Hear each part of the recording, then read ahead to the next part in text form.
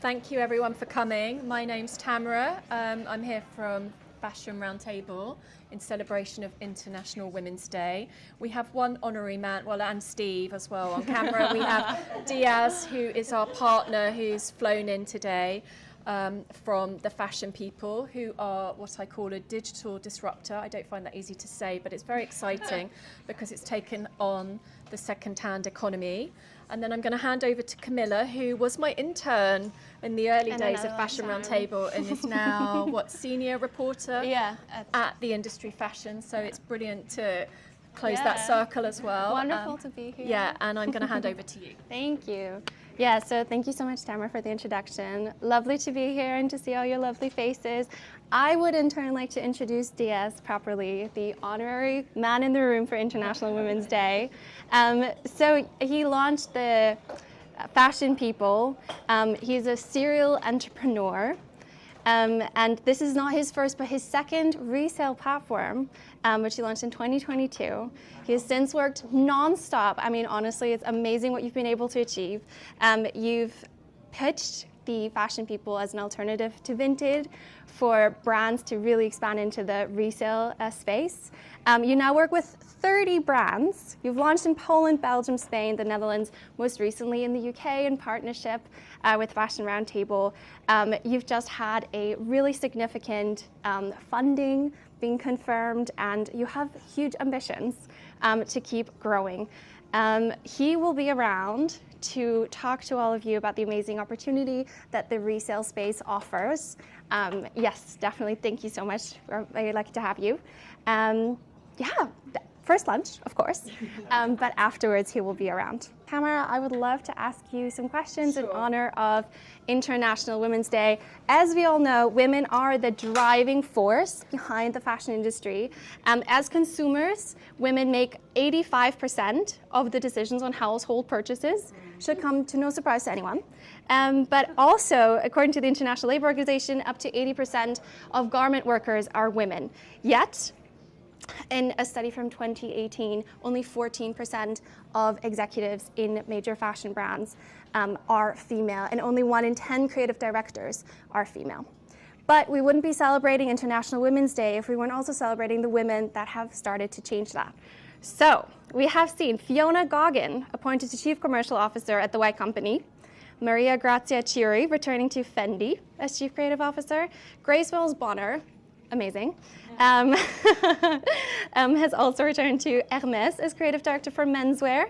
The list keeps going, and while it's very, very encouraging to have all of these women step up, I do believe generally it is not the norm yet. But Tamara, how can we change that? How can we dial up appointments like these in the fashion industry? So I tend to wear female designed clothes. So this is Sakai. I wear a lot of Roxanda or Bella, although I do have to buy the suit in 2 different sizes because she designs for herself. And I think that's the thing, is understanding who the designer's designing for. I think with Roxanda, I know that I'll get pockets. I need a pocket. What is it with pockets? We need more. I need pockets. I'm always carrying too many things. And I don't always want a handbag either. I want to be practical. I love the collabs. So actually, I'm a big fan of her Barber collab because it elevated country wear into something that felt a bit more, I can go to meetings in it, but I can also go on the school run and feel a bit less boring.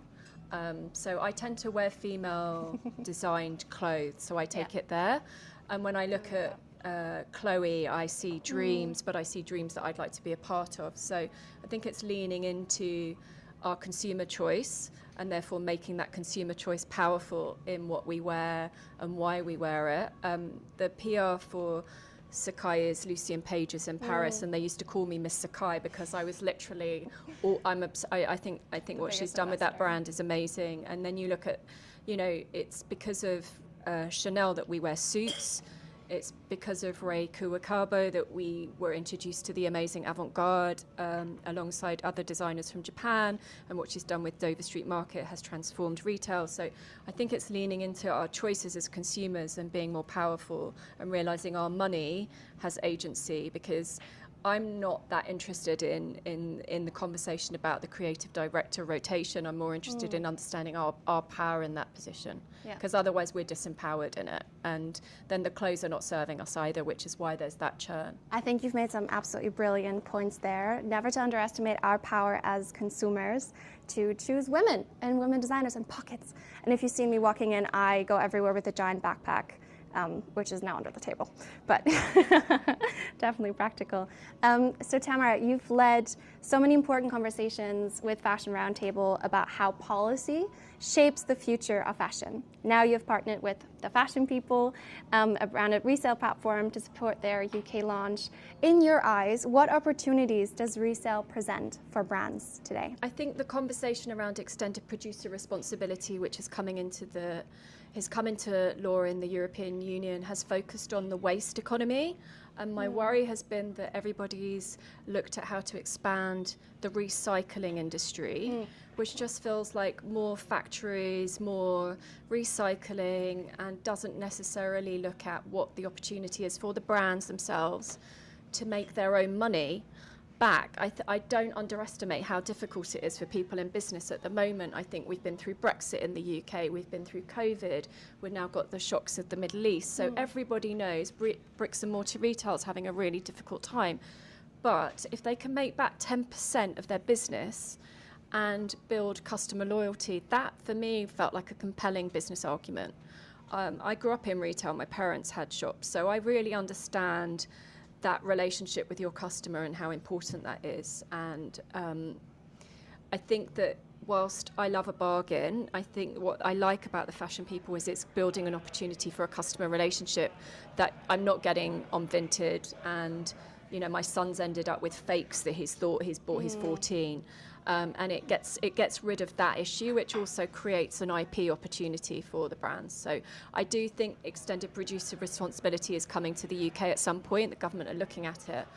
And my worry is that the focus is on the waste industry as another business opportunity, but actually there's opportunities for the brands to lean into the resale market. Absolutely. I think there's so much value in clothes before they end up in landfill or to be recycled. What opportunities do you think the resale space can create for women as entrepreneurs, as creatives, as corporate leaders? So one issue that's worried me about the kind of demise of bricks and mortar retail is that for many women, working in retail is a great career. And I've been really concerned. When I learned that there was only one DPD driver who was a woman in the whole of London, and I thought about, women, they're doing the school run, maybe they're looking after elderly parents, maybe they need to do this. And retail is a career that you don't have to go into to university, but you can work your way up. So I think any opportunity that allows brands to either become an influencer that knows about secondhand, like Bay Garnet, or work out how they can convert what their ideas are into a commodity that relates to a consumer, I think is exciting. And I think that's what the digital space offers, because my concern has been with the growth of online platforms. It's been less about the women in that equation and less about that relationship, which is so core, I think, to brand identity. And I think that what I love about it, especially with watching people on Instagram flourish, is seeing them gain confidence and use their voice. And I'm not actually that comfortable with that space myself, but watching other people thrive in it, I think is really interesting. Yeah.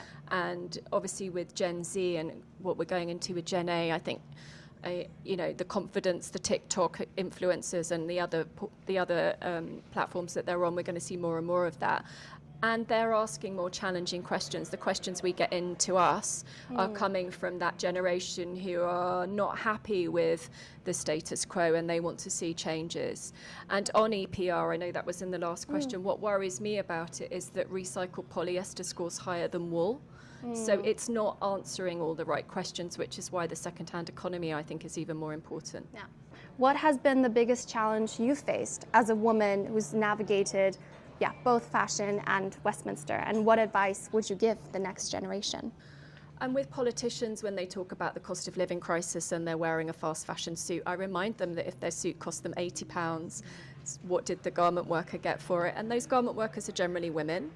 and 80%, yeah. 80% of garment workers are women across the world. So, you know, it's just joining the threads in those conversations and just challenging people. And it's not easy in Parliament. You know, it is a very different mindset, Yeah. but you just have to give them the data and the information and chip away at them, and also talk. I can talk that language now. I've been dealing with them for a long time, but I'm also prepared to ask them questions about their consumer choices and why is that important to them, and lean in and listen to them as well, because obviously politicians like to talk about themselves. That's why they're politicians. But you know, it's a much slower process there, and that can be frustrating, but it's also encouraging to see more women of diverse backgrounds in politics now, and I think that's to be applauded in all parties. At Fashion Roundtable, we try to be apolitical, so we speak to everybody and we try to lean in. So I think the work we've done with the Great British Wool Revival has been interesting, because that's seen a 29% increase in wool prices in the last year, and all political parties can get behind that. It doesn't feel as contentious. When we were looking at other issues like Brexit, obviously that was more contentious, and it continues to be, as I know from people here who are dealing with tax burdens and with the loss of tax-free shopping, which to me is an insanity. What role do you think women will be playing in shaping the circular fashion industry, of which resale is such an important part? Generation Alpha will be out of university in 10 years, and they will be in the market, and I think that they are asking completely different questions. I think they're going to be very interesting to watch and to see what the decisions they make. I think my concern with them is how much sustainability is going to be part of their ethos. Is an observation. So I think it's our duty to try to embed those into businesses, because I can see a generation that's very brand-led. So I think that if we try to embed those without it feeling sticky, I've always said to sustainability brands, you've got to hold up. It's got to be a beautiful product. You can't just rely on your sustainability credentials. You have to make something that's as good. Imagine if those brands were leaning in on those opportunities to work so it was less siloed. So I don't know if any of you here have been to Future Fabrics, but they show amazing fabrications and solutions that are really exciting, whether it's grape leather or biodegradable sequins, but it happens over here, and their main fashion happens over here, and I think there needs to be much more of an interrelationship of the two. With resale, I already know it's beautiful because I've been wearing vintage since I was at school. So I don't see that there's that much of an image problem with it at all. And I think that what we've seen with Gen A is they're already on Vinted.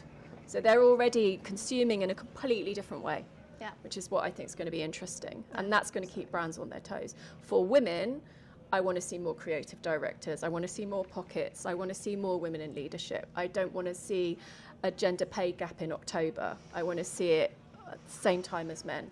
I want to see women, when they have kids, not fall off the career ladder. It's really unfair on women, and it's very stressful when you are in that position. We're now outstripping men at school, in university, and in our first entry-level jobs, but that's still the cliff edge, and that needs to change, I think. That's what I would hope for them, because I think we went through it and it was challenging.